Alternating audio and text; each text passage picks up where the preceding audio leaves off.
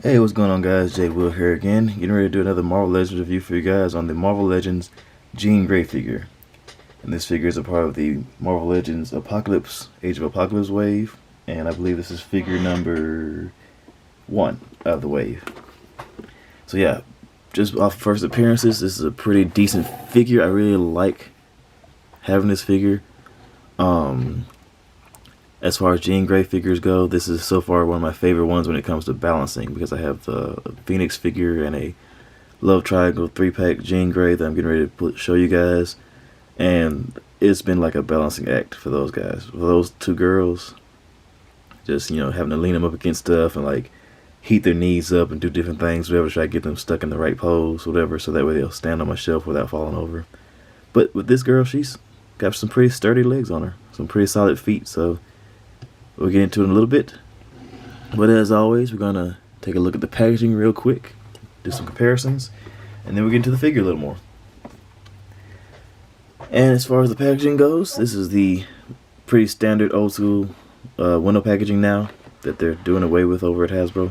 Mine was a bit damaged. I'm pretty sure most of my Age of Apocalypse figure boxes, as I ordered them from Amazon, were pretty much sitting in a warehouse somewhere for a long time, so they were building up a lot of dirt and grime and smuts and stuff and whatnot. So yeah, I kind of got them as is. That's probably why they were a lot cheaper. I got this entire wave for like, I think maybe like 75 to 80 bucks for this entire wave. But I digress. Some artwork on the sides, same on both sides. That's the whole wave right there. Some figure artwork. Got a little reader right there. If you want to read it, pause it now. And that's pretty much it in the way of packaging. Not too much else. Pretty similar to the rest of them. And now let's take a closer look at this girl. I believe in the this is Jean Grey from the Age of Apocalypse wave, where she's I think in this universe or this timeline she's actually in a relationship with Wolverine already. And she might have been in a relationship with Cyclops before that, and then she broke up with him once he, like, I guess did something shady or something like that, and got with Logan. But I'll get back into the comic books a little bit more later and brush up on my history. For comparisons, we're going to first put her with the rest of her wave mates that I already have opened. We have Nate Grey.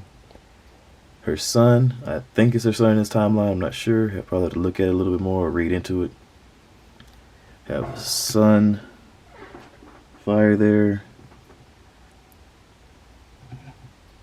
Get a little spacing. Then we have Wild Child from this wave. So not a bad grouping. Pretty basic molds.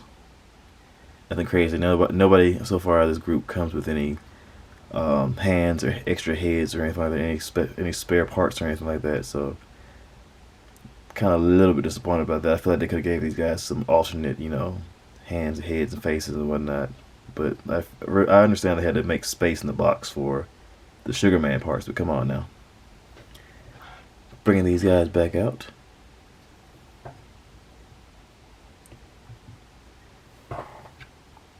Gonna put her with some of her alternate universe pals. They have the Tiger Stripe Wolverine from the Apocalypse Build-A-Figure from back in the day.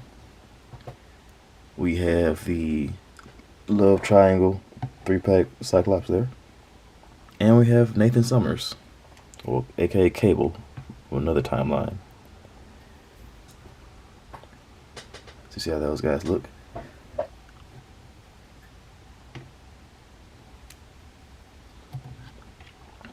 Just see how short she is. Get him a little bit closer with get her a little bit closer with Cable. So yeah, Cable's a pretty big guy with a big gun. And then, of course, we're going to put her next to herself from another timeline. The Love Triangle 3-pack Jean Grey. And, of course, guys, it took me like a while to get her to stand in this pose. Her feet are so stubborn.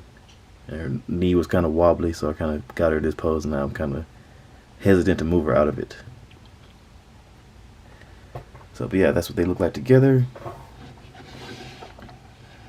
The face is a little bit different, from what I can tell, because You know, different universes, I guess, could give you different facial features and different size and shape lips or whatnot. But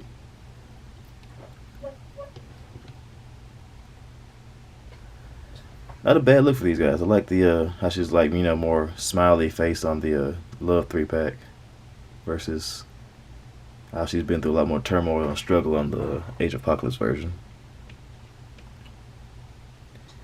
So let's get down to the figure. As far as accessories, she doesn't come with any of her own accessories like I mentioned before. No extra hands or faces or anything like that. But she does come with 2 pieces of the Sugar Man Build-A-Figure.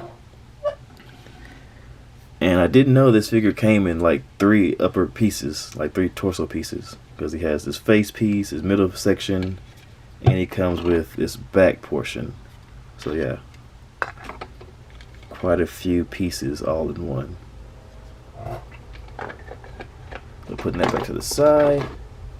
Now let's get down to the lady herself, the lady of the hour. Pretty decent sculpting. I like the jacket look she's got going on here. Kind of strange having a jacket kind of like over your shoulders and arms, but kind of just have your upper chest right here just exposed to the elements. If there's one thing I've learned from Ra's al Ghul is that you should warm your chest first. Your arms take care of themselves.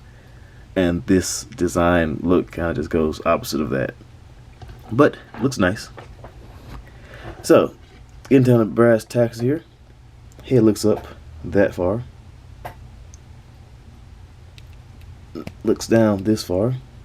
She's kind of hindered right there by the neck collar from her shoulder jacket. But she can look down pretty far though.